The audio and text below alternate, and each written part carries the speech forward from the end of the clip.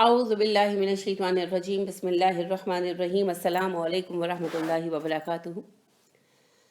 جنت میں لے جانے والے اعمال میں سے ایک اہم ترین عمل ہے رمضان کے فرض روزے پورے کرنا، جسے آج بہت ہلکا سمجھ لیا گیا ہے۔ اگر آپ اپنے بچپن کو اور آج کے زمانے کو کمپیئر کریں تو آپ یہ دیکھیں گے کہ لوگ بڑی آسانی سے روزہ چھوڑ دیتے ہیں اور سرعام کھاتے پیتے ہیں۔ آج جی بازار جانا ہے تو روزہ نہیں رکھنا، آج جی میں نے پردے دھونے ہیں تو روزہ نہیں رکھا، وہ آج ہی قالین دھونا تھا تو روزہ نہیں رکھا۔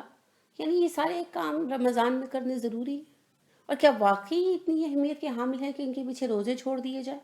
وہ جی بچی کالج جاتی ہے تو روزہ نہیں رکھ سکتی، وہ جو میرا بیٹے کی تو ڈیوٹی بڑی سخت ہے وہ روزہ نہیں رکھ سکتا۔ بیکار باتیں ہیں، اللہ رب کریم کے ہاں یہ ایکسکیوزز قبول نہیں کیے جائیں گے۔ پھر ایک اور رویہ پتہ ہے کیا ہوتا ہے؟ 8ویں 9ویں 10ویں کے بچوں کو تو بچہ سمجھتے ہیں نا، کہتے یہ تو بچے ہیں۔ آپ کی محبت اللہ کی محبت اور شفقت سے بڑھ نہیں سکتی۔ اللہ انسانوں پر سب سے بڑھ کر مہربان ہے، 70 ماؤں سے بڑھ کر پیار کرتا ہے ہر بندے کو۔ جب اس نے بلوغت کی عمر دے دی تو اب آپ کو نہیں کہنے والے کہ وہ بچے ہیں، وہ ہرگز بچے نہیں، وہ بالغ ہے۔ اسلام کے فرائض کی ادائیگی ان کا ذمہ ہے۔ روز قیامت ان سے سوال ہوگا، تب وہ کہیں گے ہمارے امی ابو کو پوچھیے یہ رکھواتے نہیں تھے۔ تو آپ غیر ضروری جو ہے نا لاڈ مت جتایا کریں، آپ انہیں جہنم کی طرف دھکیل رہے ہیں۔ تو روزے جو ہیں وہ اسلام کے شعائر میں سے ہیں، اور اللہ کے فضل سے ایک بندہ جب مسلمان ہوتا ہے تو اس پر پہلا فرض عائد ہوتا ہے نماز اور دوسرا روزہ، کیونکہ جو زکوٰۃ ہے اور حج ہے وہ تو استطاعت کے ساتھ ہے۔ جو صاحب نصاب ہوگا وہی زکوٰۃ دے گا، اور جس کے پاس پیسے ہوں گے وہی حج پر جائے گا۔ لیکن یہ دو فرائض ہر عام اور خاص بندہ جو ہے وہ ادا کر سکتا ہے۔ اب رہ گیا یہ میڈیکل ریزن، تو ٹرو میڈیکل ریزن ہونی چاہیے نا، واقعتاً کوئی سبب ہو۔ چھوٹی چھوٹی باتوں کا بہانہ بنا کر جن کا حل ہو سکتا ہے روزے نہ رکھنا بیکار بات ہے۔ دوسری بات یہ ہے کہ اگر آپ وقتی طور پر بیمار ہیں، جیسے کوئی خاتون پریگننٹ ہیں یا اس طرح کا کوئی ان کا مسئلہ ہے، تو اگر اس وقت روزے نہیں رکھے تو بعد میں ان کی قضائیں پوری کریں۔ میں ایسی خواتین کو جانتی ہوں جنہوں نے 10 سال کے روزے نہیں رکھے ہوئے، اور اب وہ سارے اکٹھے ہو گئے تو اب وہ قضائیں جو ہیں ان کو ادا کرنی بہت مشکل لگتی ہے۔ تو روزے کی قضا ادا کریں، گنتی پوری کریں جیسا کہ اللہ نے حکم دیا ہے، اور اس کو ہلکا مت سمجھیں۔ اس کا عذاب یعنی روزہ چھوڑ دینے کا بہت زیادہ ہے، اور روزہ رکھنے کا اجر بھی بہت زیادہ ہے، بہت زیادہ ہے۔ رسول اللہ صلی اللہ علیہ وسلم نے فرمایا، ابو ہریرہ بیان کرتے ہیں کہ جو شخص اللہ اور اس کے رسول پر ایمان لایا، پھر اس نے نماز قائم کی اور رمضان کے روزے رکھے، تو اللہ پر حق ہے کہ اسے جنت میں داخل کرے۔ کتنی بڑی بات ہے! اللہ رب کریم انشاءاللہ نماز اور روزہ پورے کرنے والوں کو جنت میں داخل کرے گا۔ تو درجات کا فرق تو ہوگا، مگر اکانومی کلاس بھی جنت کی کوئی معمولی بات نہیں۔ اسی طرح معاذ بن جبل کہتے ہیں کہ میں نے عرض کیا کہ اللہ کے رسول صلی اللہ علیہ وسلم مجھے کوئی ایسا کام بتائیں جس سے میں جنت میں داخل ہو جاؤں اور جہنم سے دور کر دیا جاؤں۔ آپ نے فرمایا یقیناً معاذ، آپ نے بہت بڑی بات پوچھی ہے، البتہ یہ ایسے شخص کے لیے آسان ہے جس پر اللہ اسے آسان کر دے۔ آپ اللہ کی عبادت کریں، اس کے ساتھ کسی کو شریک مت ٹھہرائیں، نماز قائم کیجئے، زکوٰۃ ادا کیجئے، رمضان کے روزے رکھیے اور بیت اللہ کا حج کیجئے، یعنی فرائض ادا کریں۔ کیونکہ رسول اللہ صلی اللہ علیہ وسلم ارشاد فرماتے ہیں جو عبادات اللہ کو سب سے محبوب تھی وہ اللہ نے فرض کی ہیں، تو لہٰذا رمضان کے روزے سب سے محبوب ہیں روزوں میں اللہ کو، تو لہٰذا یہ شرائط میں سے ہے کہ اس کو پورا کریں، پھر انشاءاللہ جنت میں جائیں گے۔ اسی طرح آپ صلی اللہ علیہ وسلم فرماتے ہیں روزہ تو ڈھال ہے، یعنی جس طرح ڈھال بچاتی ہے ہتھیار سے، تو روزہ جو ہے جہنم کی آگ سے اسی طرح بچائے گا۔ روزہ ڈھال بنا دیا گیا ہے جہنم کی آگ سے۔ ایک صاحب رسول اللہ صلی اللہ علیہ وسلم سے ملنے کے لیے آئے اور عرض کیا کہ اللہ کے نبی صلی اللہ علیہ وسلم، اگر میں فرض نمازیں ادا کروں، رمضان کے روزے رکھوں، حلال کو حلال سمجھوں اور حرام کو حرام سمجھوں، تو کیا میں جنت میں داخل کر دیا جاؤں گا بغیر یعنی کوئی نفل عمل کیے؟ تو آپ صلی اللہ علیہ وسلم نے کہا بالکل، آپ داخل کر دیے جائیں گے۔ تو وہ صاحب کہنے لگے اللہ کی قسم، میں ان اعمال پر کوئی زیادتی نہیں کروں گا، یعنی میں فرائض پورے کروں گا، ان میں کمی نہیں کروں گا، اور فرائض سے بڑھ کر نوافل نہیں کروں گا۔ تو آپ صلی اللہ علیہ وسلم نے کہا کہ ہاں جنت میں داخل کر دیے جائیں گے۔ درجات کا فرق تو ہوگا، لیکن جنت میں داخلہ بذات خود بہت بڑی بات ہے، کیونکہ رسول اللہ صلی اللہ علیہ وسلم فرماتے ہیں ادنا درجے کے جنتی کو بھی جو کچھ ملنے والا ہے، دنیا کو کوئی بڑا سا بڑا شہنشاہ بھی اس کا تصور بھی نہیں کر سکتا۔ تو لہٰذا جنت میں داخلہ بذات خود بہت بڑی بات ہے۔ جنت میں داخل ہو جانا انشاءاللہ بے شمار نعمتوں کے دروازے کھولنے والی چیز ہے۔ تو جو فرائض ادا کرے گا تو جنت میں ضرور داخل ہوگا. باقی ٹھیک ہے کہ جو نوافل ادا کرتے ہیں اور اس میں مشقت کرتے ہیں ان کے درجے بڑھتے جاتے ہیں. اللہ توفیق دے, اللہ لگن ادا کرے, مگر کم از کم فرائض تو ادا کریں, ان میں پہلو دہی نہیں ہونی چاہیے. ابو درداء کہتے ہیں کہ رسول اکرم صلی اللہ علیہ وسلم نے فرمایا 5 کام ایسے ہیں جنہیں جو شخص بھی ایمان کی حالت میں لے کر آیا وہ جنت میں داخل ہوگا. جس نے 5 نمازوں کے وضو, رکوع, سجود اور اوقات کی حفاظت کی, رمضان کے روزے رکھے, بیت اللہ کا حج کیا اگر اس کو استطاعت تھی, زکوٰۃ خوش دلی سے ادا کی اور امانت ادا کی. دریافت کیا گیا امانت کیا ہے تو رسول اللہ صلی اللہ علیہ وسلم نے فرمایا غسل جنابت. اب دیکھیے کہ ان 5 چیزوں میں بھی دوسری چیز رمضان کے روزے. کسی طرح بھی آپ یہ کہ کچھ بھی نیک عمل کر لیں, کتنے بھی آپ نیک و طاہر ہو جائیں, تو اس سے جو ہے وہ نہیں مل سکتی, چھوٹ نہیں مل سکتی کسی طرح.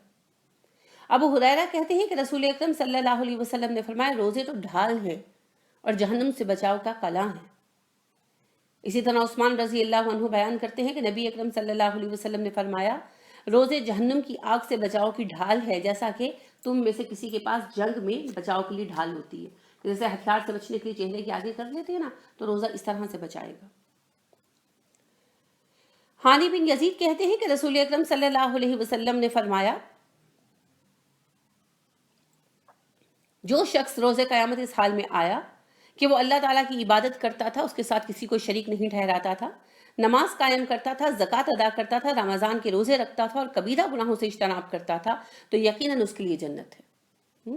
تو کبیرہ گناہوں میں بذات خود روزہ چھوڑ دینا بغیر سبب کے کبیرہ گناہ ہے,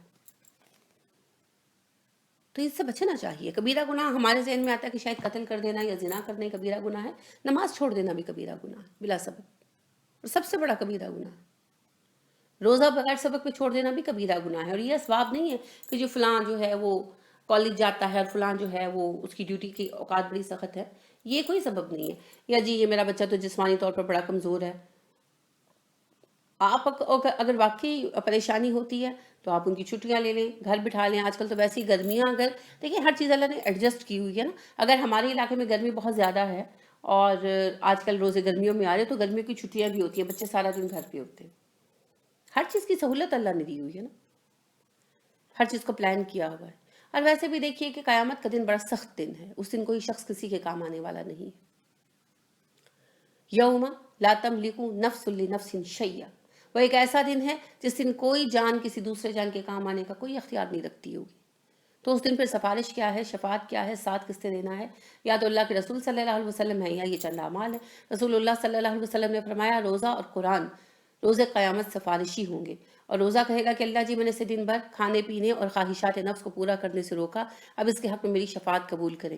تو اللہ رب کریم روزے کی شفاعت قبول کرے گا. تو اگر روزے کو ضائع کر دیں گے تو پھر روزے کی شکایت بھی اللہ رب کریم اسی طرح سنیں گے. طلحہ بن عبید اللہ بیان کرتے ہیں کہ ایک قبیلے کے 2 آدمی رسول اللہ صلی اللہ علیہ وسلم کی خدمت میں آئے. دونوں نے اکٹھے اسلام قبول کیا. ان میں سے ایک شخص جو تھے وہ دوسرے کی نسبت زیادہ محنتی تھے, دین میں بڑھنے میں سبقت کرتے تھے. پھر وہ جو محنتی مجتہد شخص تھے وہ ایک غزوہ میں شریک ہوئے, شہید ہو گئے. دوسرے صاحب ان کے بعد بھی 1 سال تک زندہ رہے, آخر وہ بھی نیچرل فوت ہو گئے, طبعی موت پائی انہوں نے. طلحہ کہتے ہیں میں نے خواب میں دیکھا کہ میں جنت کے دروازے پر کھڑا ہوں اور وہ دونوں شخص بھی میرے ساتھ کھڑے ہیں. تو ایک صاحب آئے اور پہلے اس شخص کو جنت میں لے گئے جو بعد میں طبعی طور پر فوت ہوئے تھے. پھر تھوڑی دیر بعد دوبارہ آئے اور اس شخص کو اپنے ہمراہ لے گئے جو ان سے پہلے شہید ہوئے تھے. طلحہ کی جب آنکھ کھلی تو انہوں نے یہ خواب ساتھیوں سے بیان کیا کہ ان کے میں نے دیکھا کہ جو نیچرل موت مرے ہیں وہ جنت میں پہلے ایک شہید بعد میں گیا. تو اس پر ان لوگوں کو حیرت ہوئی. انہوں نے رسول اللہ صلی اللہ علیہ وسلم سے یہ خواب بیان کیا تو آپ صلی اللہ علیہ وسلم نے فرمایا کیا وہ شخص اپنے شہید ہو جانے والے بھائی کے بعد 1 سال زندہ رہا؟ صحابہ نے کہا جی بالکل رہا. آپ صلی اللہ علیہ وسلم نے پوچھا اچھا اس سال اس نے رمضان کے روزے رکھے؟ صحابہ نے کہا جی بالکل رکھے.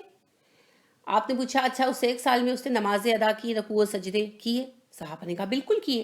تو آپ صلی اللہ علیہ وسلم نے فرمایا ان دونوں کے درمیان پھر درجات کا اتنا فاصلہ ہے جتنا آسمان و زمین کے درمیان فاصلہ ہے.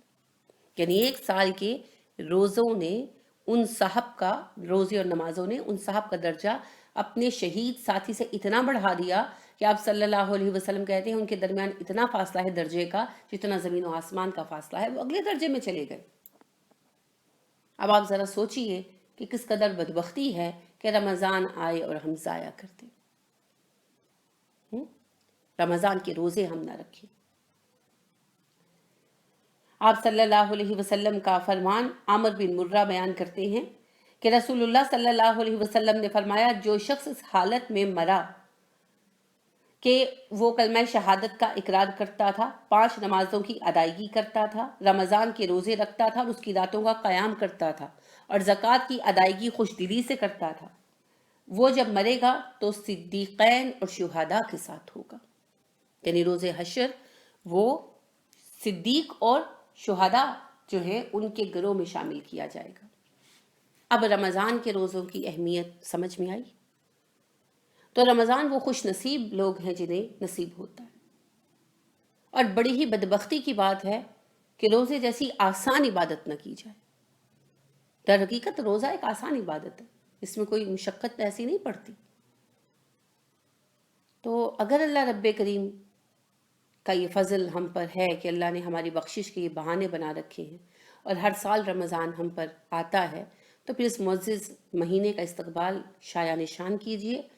رمضان سے پہلے اپنے آپ کو روزوں کے لیے تیار کریں، اپنے سارے کام بازاروں کے رمضان سے پہلے کر کے رکھیں، گھروں کے جو اپنے پردے دھونے ہیں، قالین دھونے ہیں، رمضان سے پہلے کریں۔ رمضان کے دوران کرنے کی ضرورت نہیں ہے ایسے مشقت طلب کام جو روزے میں رکاوٹ بن جائیں، اور نہ ہی یہ کریں کہ روزہ رکھ لیا، منہ باندھ لیا اور اس کے بعد سارا دن جو ہے وہ کاموں میں لگے رہے اور نہ نماز کا پتہ، نہ قرآن کا پتہ، نہ اتنی لمبی افطاریاں بنائیں۔ گرمی کے روزے ہیں، رمضان میں آپ بے شک افطاریاں بھی نہ کرائیں، ویسے بھی جو افطاریاں کرائی جاتی ہیں ان میں نمائش زیادہ ہوتی ہے، نمازیں بھی ضائع ہو جاتی ہیں۔ اس سے بہت آسان اور اچھا طریقہ یہ ہے کہ آپ بہنوں بھائیوں کو، احباب کو جو ہے پیکس وغیرہ بھجوا سکتے ہیں، جیسے دودھ بھجوا دے، کھجوریں بھجوا دے اور اس طرح چیزیں گفٹ کے طور پر دیں آئیں رمضان سے پہلے، اور ان کو مقصد بھی بتائیں کہ وقت بہت ضائع ہوتا ہے، آنے جانے میں وقت ضائع ہوتا ہے، اور اتنے اتنے دور گھر ہیں کہ اکثر تراویح رہ جاتی ہیں ان چکروں میں، اور مغرب کی نماز بھی اول تو رہ جاتی ہے، اور جو پڑھتے بھی ہیں تو بس ٹکر مار کے ہی پڑھتے ہیں۔ تو رمضان کا مہینہ اپنی سوشل گیدرنگز ترک کر دیں، اپنی سوشل ایکٹیویٹیز ختم کر دیں۔ افطار کروانا روزہ اور بات ہے اور افطار پارٹیاں کرنا اور بات ہے، ان دونوں میں فرق کرنا سیکھیں، ٹھیک ہے؟